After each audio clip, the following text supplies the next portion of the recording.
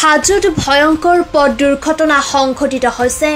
নিয়ন্ত্ৰণ হেৰুৱাই দ খাৱত বাগৰি পৰে এখন মাল ভৰ্তি ট্ৰাক।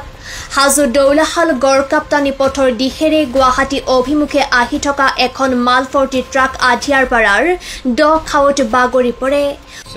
বৰপেটা হৈ কিনে গুৱাহাটীলৈকে আহি থাকোঁতে ট্ৰাকখনৰ নিয়ন্ত্ৰণ হেৰাই কিনে দ খালত পৰি যায়। পাঞ্জাৱী ট্ৰাক নেকি? পাঞ্জাৱী ট্ৰাক। জানিব পৰা মতে গাড়ীখনত মাল লোড আছে, মেচিনাৰী পাৰ্টছ আছে, এয়াৰপৰ্টৰ কিবা আৰু গাড়ীটো এতিয়া মানে দ খালত পৰি আছে।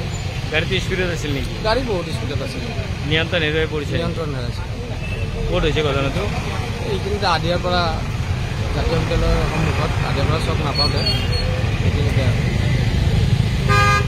উৰিষ্যাৰ পৰা দৌলাশাল হৈ গুৱাহাটী অভিমুখে আহি থকা অৱস্থাত নিয়ন্ত্ৰণ হেৰুৱাই ৰাস্তাৰ দাঁতিত থকা বিদ্যুতৰ খুঁটাত খুন্দা মাৰি দ খাৱত পৰে OD02CD 5286 নম্বৰৰ মাল ভৰ্তি ট্ৰাকখন। কথমপি প্ৰাণ ৰক্ষা পৰে গাড়ীৰ চালক আৰু হেণ্ডিমেনৰ। হাজোৰ পৰা মেছেৰ আলী ৰিপৰ্ট, PI নিউজ। बारिश हो रहा था बहुत तेज का, हम उधर से आ रहे थे, मतलब 40 के आसपास स्पीड होगा गाड़ी का। उधर से आ रहे थे, सामने से गाड़ी आ रहा था, ट्रक आ रहा था।